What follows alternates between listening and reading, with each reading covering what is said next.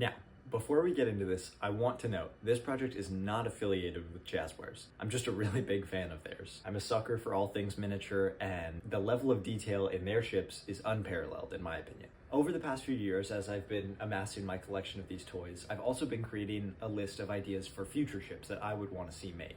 One such idea I had was a gigantic Blockade Runner, fit to the scale of these ships. I knew that that's not something Jazwares would probably make anytime soon, since it wouldn't fit on retail shelves and it would be incredibly expensive. So I decided to take matters into my own hands and make it myself.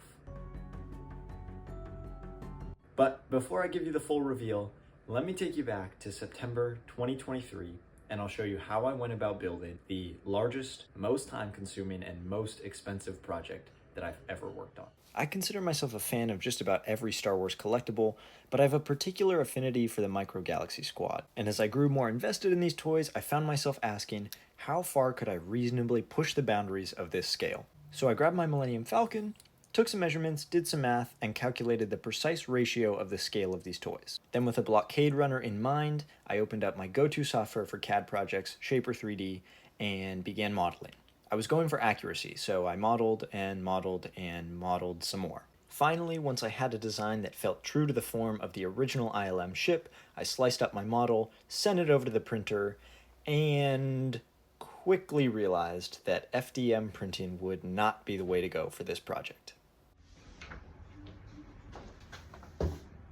Yeah, I bought a whole new printer.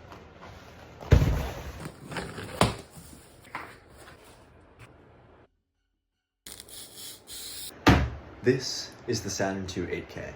It's a resin printer by Elegoo, and it's going to give me the most detailed prints I've ever made.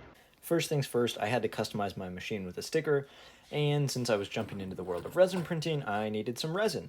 I used this water-washable mixture from Ministry of Resin in tandem with Sunlu resin throughout the build, and they both worked great. After a little trial and error, I started getting the hang of the resin machine. Okay, little update.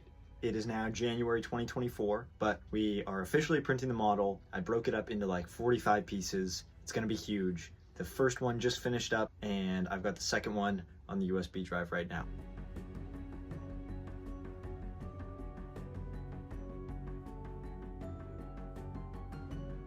So this is the top of the cockpit. This starts to give you a sense of the scale of this ship. There's gonna be a bottom half, 2 caps that go on either side to hold the cockpit in place, and then 4 more feet of ship behind this thing. We now have the top and bottom halves of the cockpit. It's a start.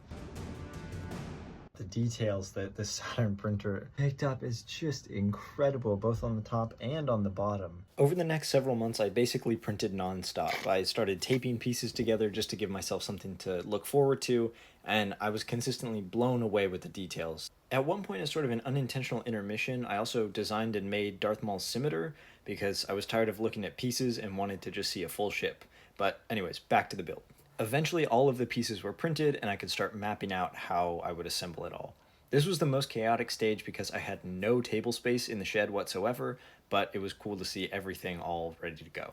It is May 11th, so we are now 7 months into the process of building this ship. Everything is printed, all of the pieces are done. I just printed a whole bunch, the little connector pieces. So now, take these and fit them into all of the slots, attach the pieces together. I've been using these clamps and some E6000. After about 24 hours, you get a nice chunk of Starship. Assembly was simultaneously very stressful and very gratifying. I was consistently worried that the next piece would break or fall apart, but I took my time to maximize clamps, only gluing 1 or 2 pieces a day, and it all worked out. We're 8 months into this project now, but today I'm happy to report I am here with the ship. It is fully assembled. I took the last clamps off this morning, so now it's all one big piece. Now we are going to do a montage of all of the sanding and painting that I'm about to do on this thing. Let's do it.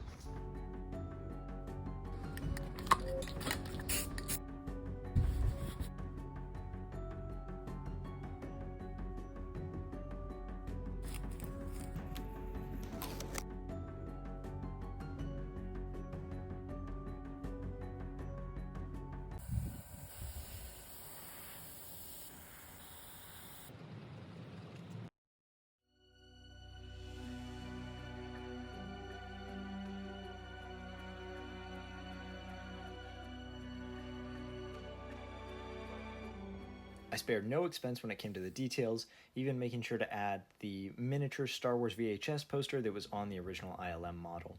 And then once everything was cured, it was time for a photo shoot.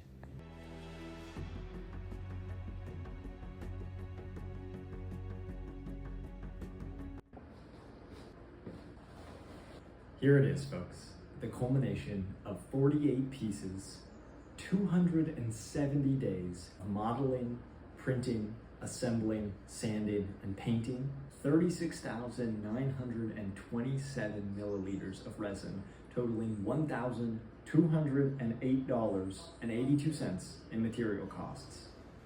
This is my finished Blockade Runner.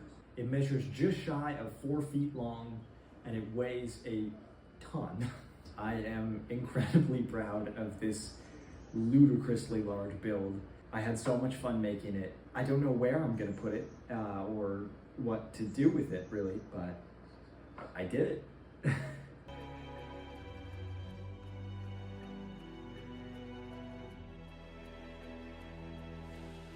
To top it all off, I picked up this official Series 1 pack because the Corvette just would not be complete without a fearless princess at the helm. And it was pretty darn cool to see my model next to an official Millennium Falcon for scale.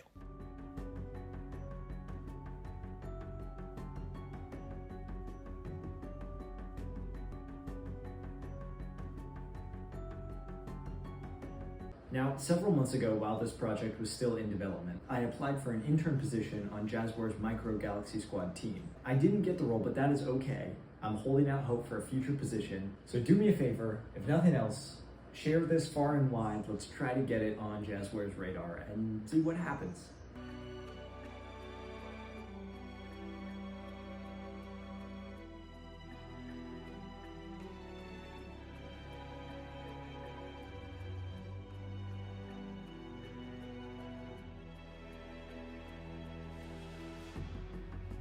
Thank you so much for following along with this project. What now?